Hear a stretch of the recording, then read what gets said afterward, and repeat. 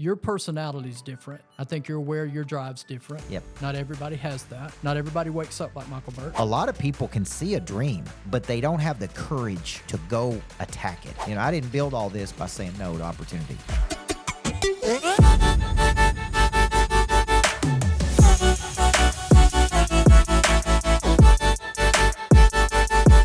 Thank you guys for joining us once again on another episode of Growth Over Comfort. We're so excited to be on the road today in Nashville, Tennessee with a very amazing special first guest. I'm not sure you know this. You're actually our first guest. Oh, wow. No, I didn't know that. So before we get honored. going any further, I want to throw it over to Steve so that he can introduce our special guest. Yeah, I'm here today, and one of the things I get to do that's a highlight of my year, really, is to introduce you. We're here today with Coach Micheal Burt.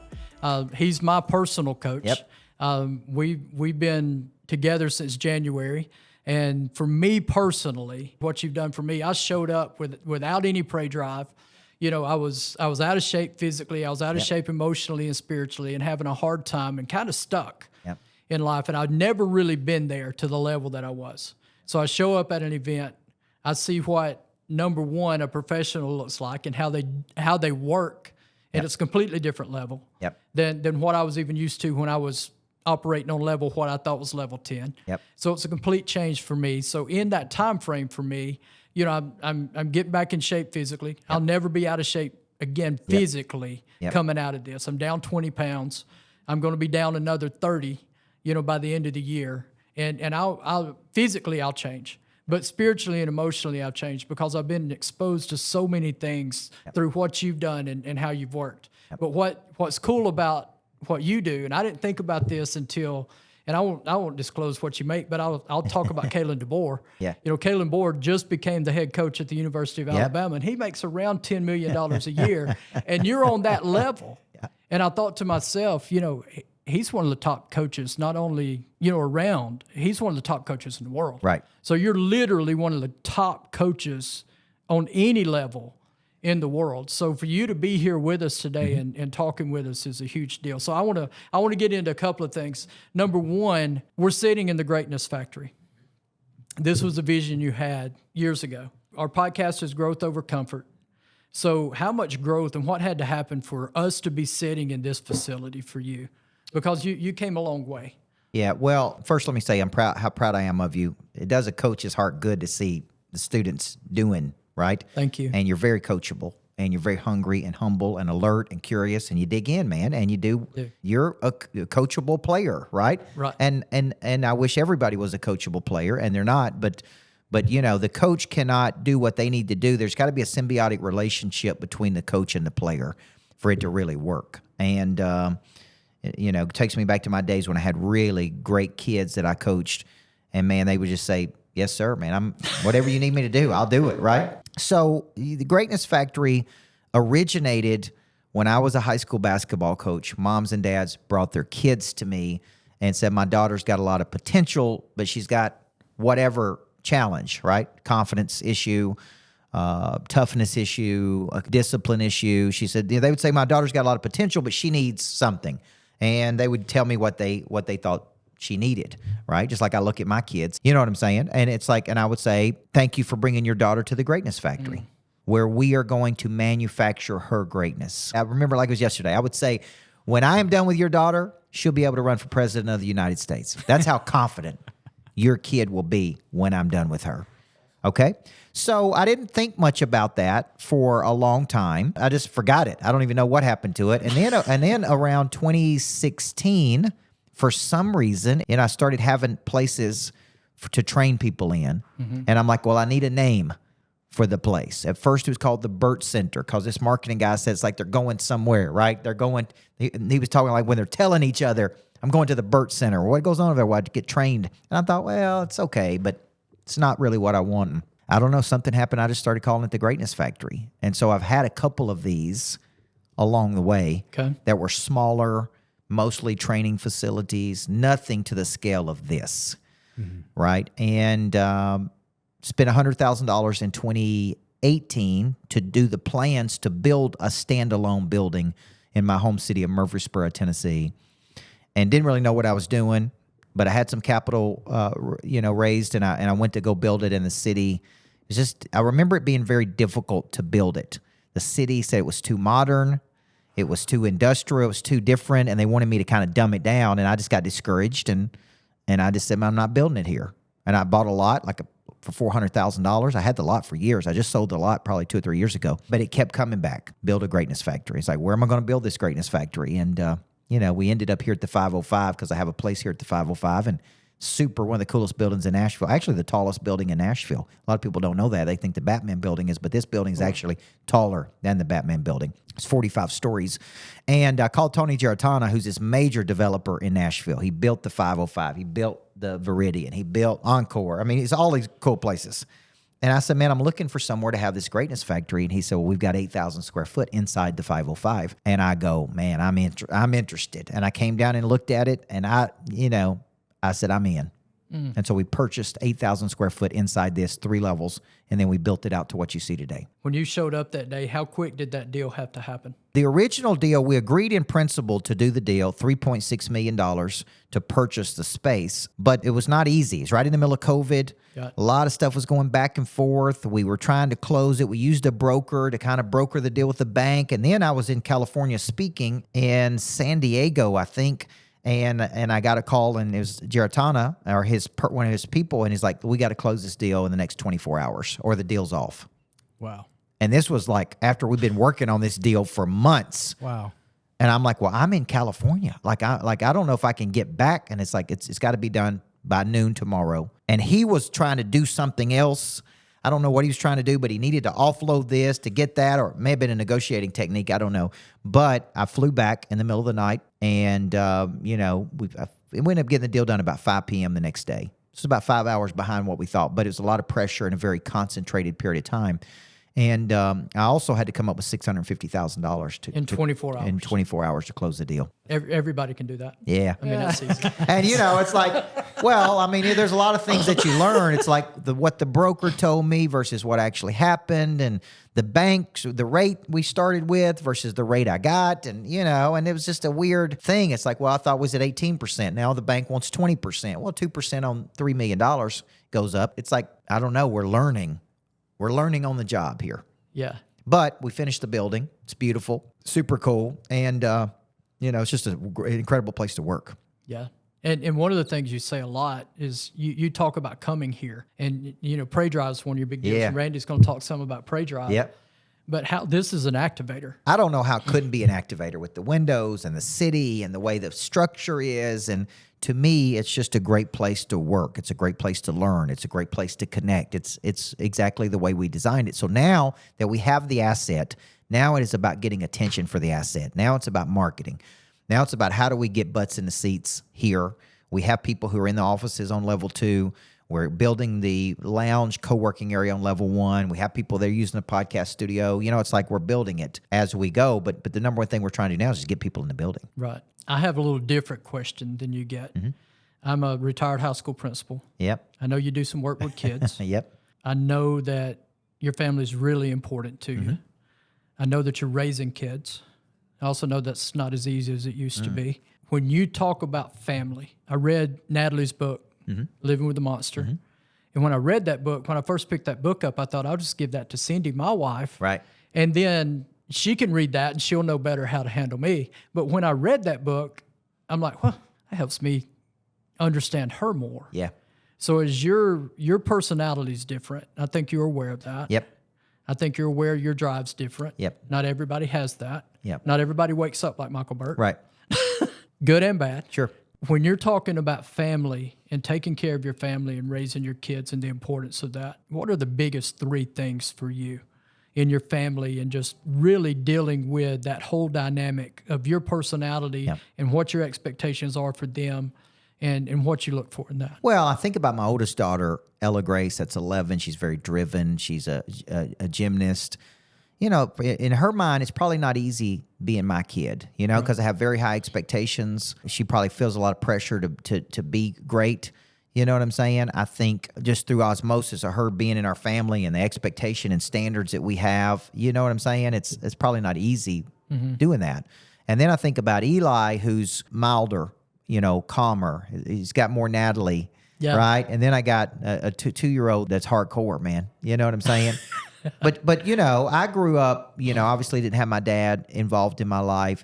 So it matters to me to put my kid in the bed at night, to read a bedtime story. And I don't think, you know, you don't know that because and the kids don't really know that. But you know, it's important for me to be a good dad. But I also have this drive and ambition to go around the world and impact people. So that's really what we're trying to, I don't like to use the word balance, but that's what but it is. It's like, man, my standard answer for years has been yes. You know, I didn't build all this by saying no to opportunity. Right. It was whatever it takes, man. And if it takes nights and weekends, and, you know, the answer is yes. Now tell me what the question is. Will you go to Coleman, Alabama to speak to 5 people? Yes. Will you go, right? Will you go to New York City to do this? Right? Yes. And there's a lot of yeses along the way, right? Now, and I still do a lot of things to generate business, but now I'm more cognizant of seeing my kids in the morning, being home at night, you know, like especially as I get older, and especially with my youngest one, you know, obviously I think you get a better dad each kid you have. I'm better on 3 than I was on number 1. Well, it's just reps, right? Yeah, it's reps, and it's evolution of you thinking, and it's like a lot of things, man. Yeah. You don't have to be here. I think we're all aware of that. Yep. By all earthly standards, you've done all the stuff you need to do. Yeah. Why do you still show up? I think it's who I am. I like because goals. A because goal is a big reason you do something when you don't feel like it, right? And to me, I want to be one of the best in the world at what I do. I do believe everybody needs a coach in life. I do believe a good coach can change a person's life. And to me, if I'm going to be in the game, I want to compete in the game. That's who I am. That activates my prey drive. Pursuing something bigger activates my prey drive.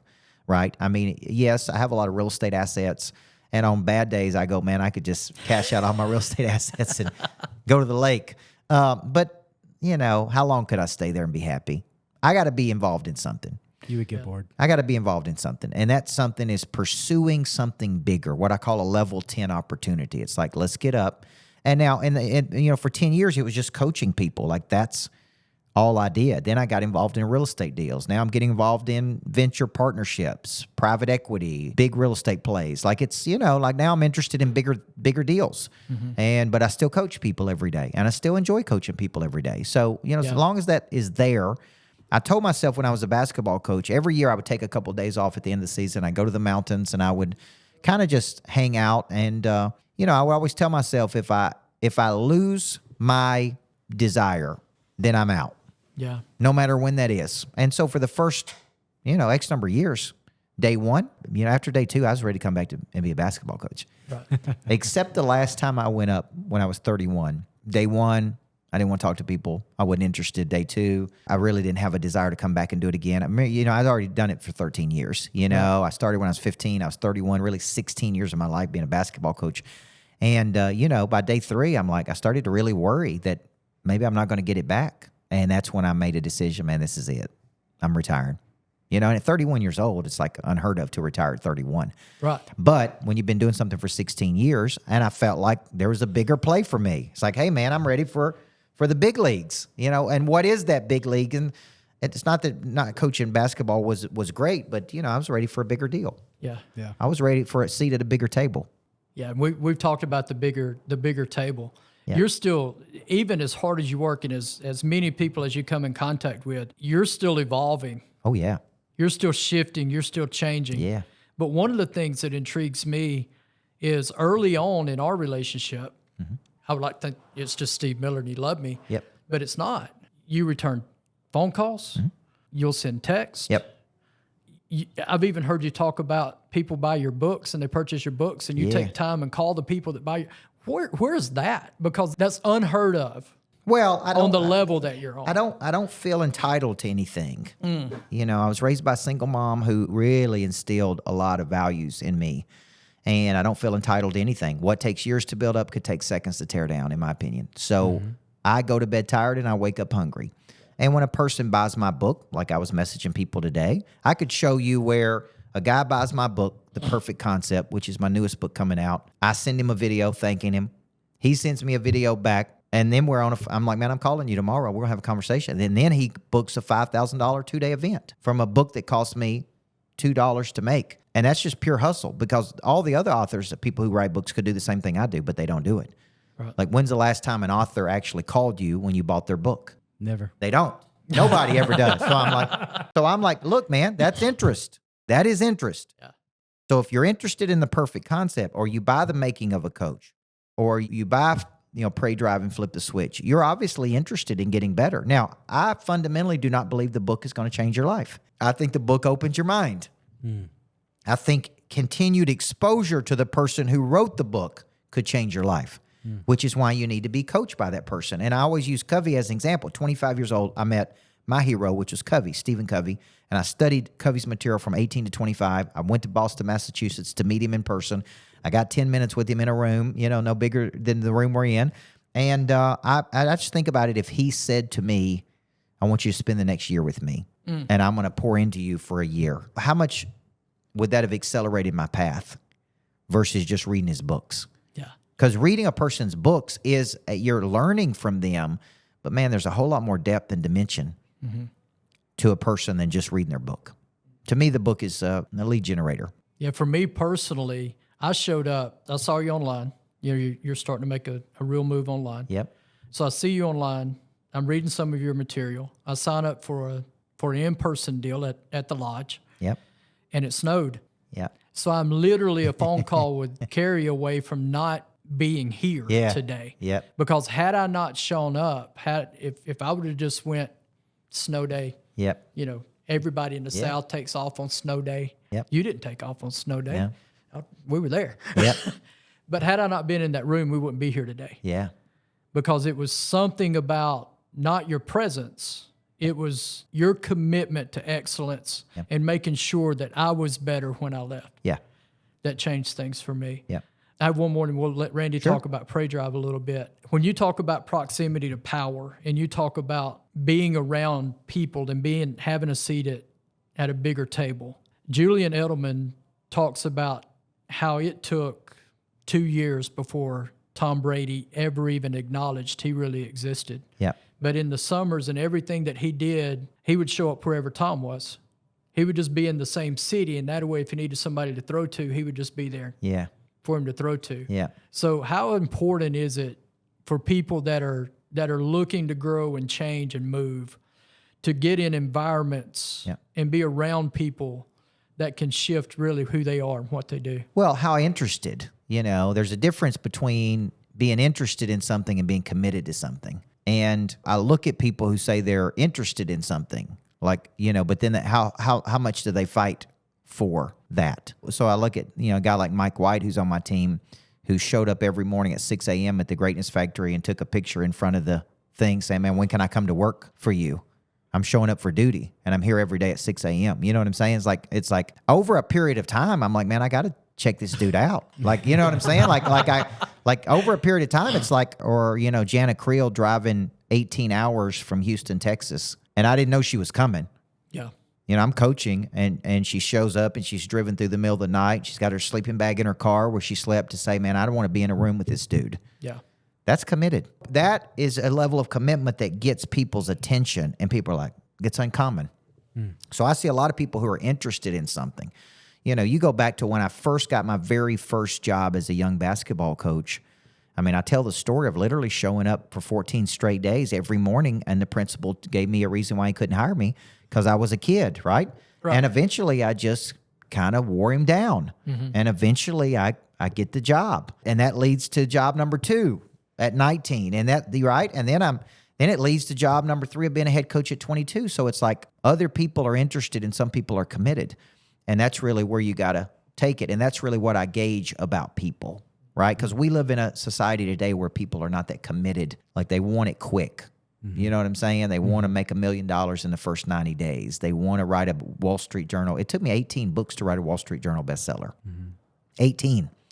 It didn't take me one. You know what I'm saying? Right. Like, I tried to build this Greatness Factory multiple times in multiple locations, and it cost me a lot of money, right? Let's just say the first round was, let's just say $400,000 or $500,000 on the plans, on buying a lot, only not to build it. When we get into Pray Drive, you think about, I don't think it's hard to activate your Pray Drive. Like, I can walk down to Broadway and have my Pray Drive activated, right? I could be in downtown Nashville and have it activated. The hard part is the persistence. Yeah. and the intensity. And my buddy Matt Monero used to say, Mama lied to us. Mama told us that the first step was the hardest. And the first step, it ain't the hardest. Steps 2, 3, and 4 are the hardest. And that's where I see people fall off the wagon because they don't have the toughness, the mental toughness to stick with, the emotional toughness to stay with something. A lot of people get started, but no one commits. That's right. They don't commit. Hey. We were talking about podcasting, and to be a top 1% in podcasts, all you have to do is get to episode 21. Yeah. And in reality, isn't that so sad that most people can't get to episode 21? They give up. Yeah. Well, it's human nature. You know, I study a lot of human nature for what I do. And human nature tells me we start with good intention. The prey drive is activated. We fail to follow through. Now, there's a whole list of reasons why people fail to follow through. Right. It's easier not to follow through. Very much so. So we fail to follow through, and then we experience guilt. And I'm studying a lot of regret right now, like Dan Pink, The Power of Regret. And, you know, he talks about these 4 regrets that people have. There's foundational regrets, which are things I should have figured out. I didn't save any money. I didn't do this. Right now, I'm in a bad position later in life. You see where I'm going? It's like certain foundational things that I knew to do, but I just didn't do it, right? Then there were boldness regrets. Like I didn't go after my goals and dreams and, right, I kind of played small. Then there were moral regrets, like, you know, I made bad decisions. And then there were connection regrets, family, relationships, key relationships I lost touch with. And when they did the study of thousands of people, they kind of put them all into these 4 categories, you know. And then Bronnie Ware wrote The 5 Regrets of the Dying, which is a very hard book to read. But one of the biggest ones was I lived my life for other people. I never really did what I wanted to do. Now that I'm in the, you know, I coach a lot of people on moving from A to B because I wrote the book A to B. And a lot of people can see a dream, but they don't have the courage to go attack it. And the mind starts telling them all these things. It'll be too hard. It'll take too long. It'll cost too much. You're not qualified to do it. And then we just kind of talk ourselves out of it. Right. We see it. I always say in the moments when it's just you and you, at night, and you're winding down and you're thinking, this is what I want to do with my life. And you know what you want to do many times. I mean, some people don't, but a lot of people know, like, this is where I want to go to. But the courage and the confidence to go do it is where people fall off the wagon. Yeah. You've mentioned a few times in this podcast so far the phrase prey drive. Yep. And obviously, Steve and I both know what that is. But for anyone who's not sure what that might be, could you summarize what the prey drive is? Yeah, prey drive is prevalent in animals. An animal has a prey drive, and that is the animal's ability to stalk, capture, and kill prey. So dogs have a prey drive, right? And I heard this term probably when I was 40, maybe 42, 41, 42. I'll be 48 next month. And I was fascinated by it, because it was a Vietnam veteran who was in the war dog division of the Vietnam War talking about, he was on the front line and his job was to go ahead of the infantry with a dog. And the dog's job was to sniff out bombs and booby traps and ambushes. And he kept talking about the prey drive in this dog. And I go, man, what is that? I was attracted to the drive, and Dan Pink wrote a book called Drive, but I'd literally never heard prey drive before. Right. So I'm sitting there at this workshop with my wife, with this guy who's a genius, but a little unstable, and he's yelling at people, and you know, it's like you're scared, you don't know what he's going to say, but I'm fascinated by this prey drive, and I go, prey drive. I look it up, animals' ability to stalk, capture, and kill prey, and I go, man, I think humans have a prey drive. It's not to stalk, capture, and kill. It's to see something. That's a form of stalking something. You see it, and you pursue it. And then I started playing around with what do we pursue. Right? And then I started studying the top 20 motivational theories, about 20 motivational theories, and I deconstructed those theories. And I basically, you know, every theory says roughly the same thing. We are motivated by certain things, pain, pleasure. You see what I'm saying? It's something we want. Right. I started asking big philosophical questions. What happens when we have everything we want? Why do people become lazy? Why does it some people flatline out and they're static versus dynamic? You're right. As a coach, why do I see people kind of peter out? And so I started asking these big questions, and then I kind of came out, I trademarked those 2 words, prey drive, in humans. And I said, I'm going to be the leading authority because humans have a prey drive. And that is their instinct to pursue. Yeah. Ultimately, it's their instinct to pursue something. And there's all kinds of things you can pursue. Dreams, goals, hopes. You know what I'm saying? Whatever. For sure. It's like you see it and you go get it. But what happens when you don't feel like doing it? and what happens when you don't have persistence, and what happens when you don't have intensity. So then I started kind of codifying my own theories. And that's really what became the book, Flip the Switch. Yes. Yeah. And I love the book. Thank you. I finished it recently and loved it. And one of the main things in that is that the Prey Drive has activators. Yep. And you mentioned earlier, both of you mentioned that exposure is an activator. And you mentioned this being an activator. And it very much has been for me. I mean, just being in downtown Nashville, seeing these beautiful buildings, seeing this beautiful office has definitely exposed me to the next level, beyond the next level. And I wanted to ask, do you think that there are activators of I believe it's 5, right? 5 different activators. Do you find that some are more common than others, or do you find that there's always usually one this is the top one, or what? Yeah. I'd also love to hear what's the rarity in there. What's the rare activator? Yeah, I think so. Let's just take a word that's coming to me right now, which is unenlightened. The word enlightened means to shine light on darkness. Yeah. Okay. Until I see something, it's like I don't know there's a bigger world out there. Okay. So to me, if you're trying to activate the Prey Drive, the first way to activate it would be to see something, to go somewhere that's bigger, no matter what that is, right? If you go to a sports stadium and you see how big it is, or you go, you go to a city like Nashville or LA or Miami or whatever, and you just see a bigger world. So exposure is I see something. I'm in a room, right? I'm around somebody. It's like, boom, there's a bigger play here. And I was thinking small, and now I'm thinking bigger. Now my Prey Drive is activated. Yeah. So when people are dormant or stagnant or stuck, it's like, okay, how do I get them in a bigger room? How do I get them to a conference? How do I get them to come to the Greatness Factory, right? Like this is not hard to sell once I get people in here. For sure. Once people get here and they're like, oh yeah, man, I want to use that theater and a podcast studio. You know what I'm saying? It's like I worked here last week because my wife was in Florida, and I'm like, this is the coolest place in the ever. I would work in this room, then I'd work in that room, then I'd go downstairs and work. Yeah. And I'm like, it just makes me want to do bigger things. Right. Oh, yeah. Okay. And I grew up in a small town like Coleman, Alabama, right? Like Coleman's probably bigger than where I grew up. Yeah. And so it's like seeing. So we had a guy here just a week or two ago that made $55 million last year, personally. Wow. He lives in my home city of Murfreesboro, which is which is actually one of the fastest growing cities in the United States, but it's still small town thinking. And this dude is worth $350 million. And he walked through this place and he goes, this is incredible. Right. Right? And then he called one of my friends and told him, I was like, man, then he called me, and he's a hard dude to impress. Yeah. And he called me and said, that is impressive. Yeah.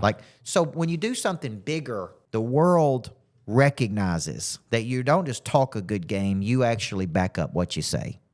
And this has been an incredible brand builder for me. Right. No, I think that's great. I know that you mentioned that fear is one of your activators. Yep. Do you think that has changed over time? Because in the beginning, when you first started, it might have been fear because is this going to work? Yeah. Is this rolling? And I know you did say it earlier as well that everything can be lost very quickly. Yeah. Even things that are built over a long period of time can be lost quickly. Do you still think fear is a main activator, or is it also, has it shifted and it's something else now? It's a great question. I don't think enough people spend enough time to know themselves. Fear for me is maybe fear of loss. I don't want to go back to where I was. I understand that. Embarrassment is a big activator. You put those two together. It's not. I'm not afraid of being embarrassed, but when I don't play to my potential, when I compete against the biggest people in the world, I'm like, man, I'm as good as that dude is. In a humble way. I'm not saying, I'm like, if you look at how long I've been doing this and the reps that I've had in being a coach, and I saw that when I spoke at 10X, those people were not any better than me. They were better marketers than me. I put the reps in, as far as being a pure coach, I could hold my own versus all those guys. So when I look at activators, like what activates my Prey Drive, like not hitting my numbers activates my Prey Drive because I'm so competitive. Fear of going back to where I used to be activates my Prey Drive. Yeah. And so I kind of use all of those. So on some days it's competition, some days it's exposure, some day it's environment, some day it's everything I write about in the book. But knowing what is your primary activator, I think is a big one for people. And then it may be all 5 of those things. Right. For me, one of the main ones as well as exposure is environment. And I think I might have some similarity with you here because one of my favorite environments is Seaside, Florida. Yeah. And when I mentioned this to Steve that I love Seaside, I said to him to me, and it still feels very bold now to say, I want to own real estate in or near Seaside, Florida one day. It's a massive dream of mine. Yeah. And he told me that you have that. And I said, that's incredible. Yeah. I would just love to, if you're willing to share some of that story, what drew you to watercolor, to Seaside, and how did that even happen? Well, I grew up going to Panama City Beach. What some people call the Redneck Riviera. Yes. Right? Yeah. No doubt. It's like that's where we went. We went to PCB, and I went in with 5 guys at one time and had a condo in Panama City Beach in a place called Splash Okay. on the 5th level. And eventually, I think I ended up buying the guys out. They wanted to sell their shares, and so I owned this condo. Me and my wife owned this condo in Panama City Beach, and we loved it. I thought we made it. Right. I'm like, we're here. Hey, here we go. We got a $300,000 condo. It's on the 5th floor. I'm as happy as I could be. I could sit at my kitchen table. The sun would glisten off the ocean. And I didn't even know 30A existed. Right. I knew Destin existed, but I didn't know 30A existed. And one of my buddies built a real estate company, about 800 agents. He sold that company, maybe 12, 14 million bucks. His take was 4 million. He's 36 years old. He moves down to Seaside. Yeah. And he's like, come over to the house and see me. And so we rode over there one day, and I'm like, this is another world. It is. This is where all the rich people are. You know what I'm saying? I'm like, they're not in Panama. Yeah, I'm like they're not in Panama City Beach. They're in Seaside. And he's over there in his robe. It's noon, and he's walking around in slippers and a white robe. And we would just sit out in his swimming pool and for hours just talk business. And he kept saying to me something I'll never forget. He said, Burt, you work way too hard for the money you make. Wow. And he said the difference between, the difference. And I was always fascinated. Like, how did you make this money? Like, my whole life, I've been a grinder. Come in early, stay late. It's hard. It's rough. It ain't easy to make this. And he said, you wake up and fish in the local lake in Nashville, Percy Priest Lake, for bluegills. And I fish in the Gulf of Mexico for blue marlins. Yeah. And I thought about the size of problem that he's solving. He built something and sold it. He had a totally different philosophy than mine. He wanted to own a company but not run the company. Oh, wow. He actually overpaid his employees and said, I got one rule. Don't ever call me. Wow. I'm going to pay you more money than other people are. Don't ever call me. Figure the problem out yourself. Ever. Pretty much. I own the company. I'm paying you to run the company. Yeah. And that's totally different than the way I think. I think I need to be involved in the sales cycle. I need to be involved in operations. And so just hanging out with him, then his whole life was like, this is it. I've cashed out. He went and bought 2 or 3 properties in Watercolor Seaside area. He rents those out. He makes about $400,000 a year. He writes it all off. He shows 0 income. He pays no taxes. And that's his whole life. Yeah. Wow. Maybe he plays on the stocks a little bit for fun, but I'm like, man, this is totally different than the way I earn income. Yeah. Which is work hard, go around the country, go away from my family, be on the road, be in a hotel somewhere. So when I got over to watercolor, it took me a minute, but it was like, this is a different life. Right. And I love it. Ride my bike to my office. We had a house that appreciated probably $2 million or more. Yeah. That we own there. And, it's a life-changing experience because it's such a cool place. Yes. Every time I've been there, which has not been many, I've been there just a handful of times. Yeah. The energy there is different. Yeah. It is different. Yeah. It gets you into a relaxed setting. And I think actually you need that. I think you need, pacing. I think you need rejuvenation. And when I go down there, I relax some and I think a lot.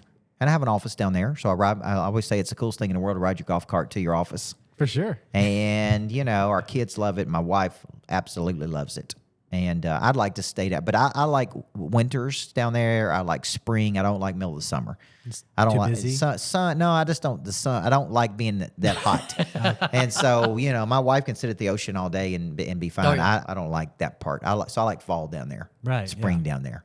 That's awesome. Winter down there. That kind of thing. Yeah. That's awesome. Yeah. But it is like, because if you live in Nashville, in a lot of ways, it's like the Hamptons of Northwest Florida. It's like you made it. If you have a house in Watercolor, Florida, you made it, man. That's how people think.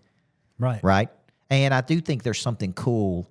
I was playing with the concept the other day called rich people don't, or wealthy people don't. And it was like 10 things wealthy people don't do, right? And real wealthy people don't rent their house out. That's true.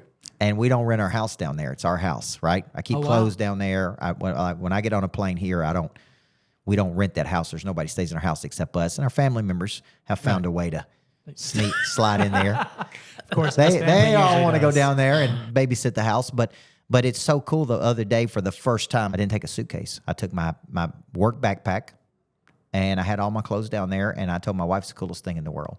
We have a guy pick us up at the airport, takes us to our house, and we just, it's a totally different style of life down there. And then you really don't need a car. You just walk around, or you drive a golf cart just around. golf cart. Yep. We have a car down there if we want to go, somewhere, but we very seldom do it. It's like if we want to go to Destin or something, we have a car down there. Right, yeah. But the most of it's just, it's just golf cart or bicycle. Yeah, it's definitely another environment entirely compared to some other places. Yeah. And every time I've been down there, I see the houses that are along the beach.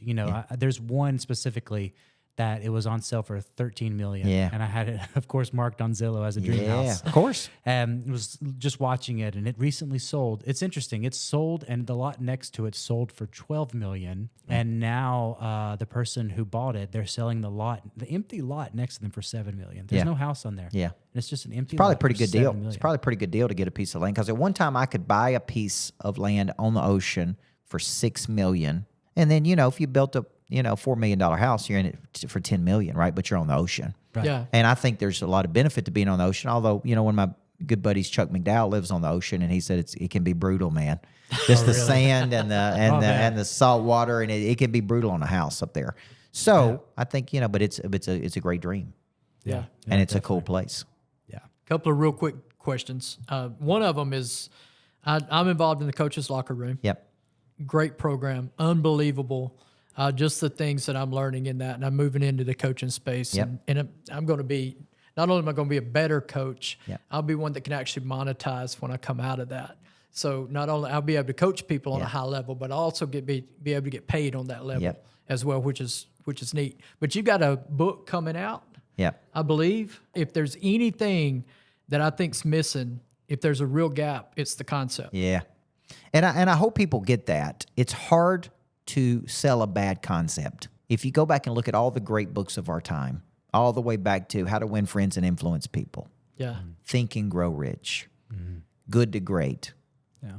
Atomic Habits. Yeah. I could go on and on. Stephen Key wrote a book called One Simple Idea, and he talks about how he converted that idea into licensing deals. And I believe an idea could be worth millions of dollars. You're sitting in an idea right now that's worth $7 or $8 million. And climbing. Yeah. Right. Yeah, and maybe worth $10 million in the next 3 years. And what if I have 50 of these, and each one kicks off $500,000 a year, and it's a $25 million idea? Yeah. And it all started with an idea. So it all started with a concept. And so a lot of people don't understand. Well, they got something they want to talk about, but they don't really understand. So how do people come up with concepts? Because people always ask me, how do you come up with all these concepts? Like person of interest was a big concept for me. $1 Million Follow-Up, big concept. We're about to roll out an app around $1 Million Follow-Up that can show you how to convert every deal, every speaking engagement to $250,000 by collecting data and follow-up. And the guy had the app, but he didn't have the know-how and experience I did. So we're partnering with him to kind of bring it to life. It's fantastic. But $1 Million Follow-Up is a big idea. Prey Drive is a big idea. Competitive intelligence, A to B, simple but big. So what I did in that book, it's a small book singularly focused on one thing. How do you come up with great concepts? Jordan Davis wrote Buy Dirt, the country music song that became one of the best songs of last year, the year before, maybe the number one song. He wrote it at my lodge in Christiana, Tennessee. And he came there for 4 days, and him and his band. And, it's a simple concept. If you want to have a happy life, man, find you a piece of land, buy a piece of dirt, have a couple kids. That's the song. Yeah. But it resonated with millions of people. Right. So Build a greatness factory. that's right. So I think that's why I wrote this small book, The Perfect Concept, and I'm writing them in a series. Like the making of a coach is a series of books. And I kind of write one, and I'll go, and I'm committed to writing one per quarter that becomes part of the content of the courses. And then I'm kind of simultaneously working on a major published one. Right. And I'm trying to decide what I want that one to be. What are you looking at? I've got the concept of screw your why, WHY, because a lot of people think you got to find your why. And I don't philosophically believe, I believe I could know my purpose and still not be motivated. Yeah. I believe I could know my purpose and still be broke. Mm-hmm. And so I believe you should find your skill and then find the problem you would like to solve. And then your purpose finds you. I like that. I'm working on another one about coaching that I think could be big. I mean, there's a couple of really big concepts that's like, which one would be a big one? One of the things on coaching, we're doing an interview with a guy that was Nick Saban's recruiting coordinator next Monday. He'll be on our podcast. Yep. And I asked him, he's out of coaching right now. I said, when are you getting back in? He said, I'm not. I'm like, what do you mean you're not? I said, you're top 5 in the world at what you do. Yep. And he said, it's not the same game. Yeah. He said, college football's in trouble. He said, college athletics is in trouble. Yep. So those guys are looking for a place to go. Yeah. So, and I think there's a concept I have for those people that are looking for that. Yeah. There'd probably be a version of what's next where I'm coaching them and how to transition out of that to their next move. One other thing, you have a major conference coming up. Yeah. One of my B goals is to speak at that. Yeah. I think I told you that early. I'm working on my person of interest score, so there'll come a day that you'll call and go, hey, listen, let's go. That's right. Yeah, that's right. So I'm excited about it. Yeah. Just so you know. Yep. But it's called Activate. Yep. And that's coming up in September. Why should a person come to Activate? I think there's a lot of conferences that you can go to. Right. They're everywhere. There's something about the curated group of people that we attract and the experience of coming to Nashville, coming to the Greatness Factory, being in it. All I can go on is what people have told me. I speak at conferences all over the country, right? I'm speaking at one next week in Springfield, Missouri. And, I think they all have their positives, but there's something about ours that really does activate the drive inside of people. I think we attract really good people to the conference. I think there's as much exchange outside of the conference as there is at the conference. Yeah. It's like there's something we do. So we're calling this Activate. Activate your message. Activate a dream. Activate a relationship. Activate something that moves you toward your B goal. Because what I find is a lot of times it's not been activated. Your message has not been activated. Your concept has not been activated, right? It's like I was at my lodge yesterday, and it's a beautiful 8,000 square foot lodge, and the truth is it's an unactivated asset. It's an asset, but it needs to be activated. So it's like, what can we do? So I thought about concerts. I thought about, people staying there. I thought about retreat to attack. I thought about how do I bring this place to life because it's so beautiful. Oh, it's unbelievable. So it's like an asset, but it's an unactivated asset. Well, you have unactivated assets in your life. They're relationships. There's something, and it's like, boom, how do we activate? That's why we named it Activate. That's why the conference is called Activate. Yeah. So 26th through the 28th, we do VIP events. We do just all kinds of cool things, man. Just a cool experience. Who do you have? Who's coming? I've got Renee Rodriguez, and I'm working on a few other people, that I can't release yet because we're just waiting on some confirmations from people, but some big-time people. Is your wife going to speak? My wife Natalie will speak. Yep. We're going to do a session for couples, and so that'll be good. Yeah, that'll be good because she's great. Yeah, she is. She's one awesome. tough woman. Well, Coach, thank you so much. Absolutely, we man. We appreciate your time. I love it. Thank you guys for coming to the Greatness Factory. It's a blessing to have you as our first guest. Yeah. We're growing. I love it. You're doing what I teach people to do, okay? You're going from mental creation to physical action. If you're going to build a brand, you need to have a podcast. You need to write a book. You need to do these things. Like this is part of people knowing who you are. Yeah. And, I tell people to do it, and they go, It's like, man, do you want to go all the way or not? And if you do, this is what you got to do. This is what you got to do. Any parting words? Everybody needs a coach. Everybody needs a structure. I found a definition of complacency the other day that I'd never seen in my life. I used to define complacency as a gradual settling to a place of mediocrity. Okay. And nobody wants to be mediocre. But I found a definition that said an unawareness that you have satisfied and that actually becomes dangerous to your future. And I thought, now that's a good definition. Because when you become complacent, an opportunity comes along that you ain't ready for. Right? A guy was asking me today, how much cash did you need? What was my beliefs on cash? And I like to keep a lot of cash because I don't know what's going to happen. I didn't know I was going to put $630,000 in this thing. Yeah. But I did. Right. And I had it to put in. So to me, when you grow complacent, you're thinking, I'm good. I'm good. And then something happens and you're not ready. What if I wouldn't have been able to put that money in? We wouldn't be sitting in this dream here. This would have been sold to somebody else. So if you're talking to somebody today that's complacent, They need to what get do you in a tell coaching program. They need to be around somebody who is a specialist at activating pray drive. And we believe that's us. You're We the believe best in the world. There's nobody more qualified than us at this. There's a lot of great coaches. There's a lot of great thought leaders. But when it comes to this one thing, the specialty of activating and reactivation of pray drive, packaging a concept for millions of dollars, that is what we do. I noticed there are a lot of motivation guys. There are a lot of guys that can get you ready to go that day. Yeah. But for me, you've gotten me ready to go for the rest of my life. Yeah. Barring something just crazy. Yeah. I'll never be the same. Yeah.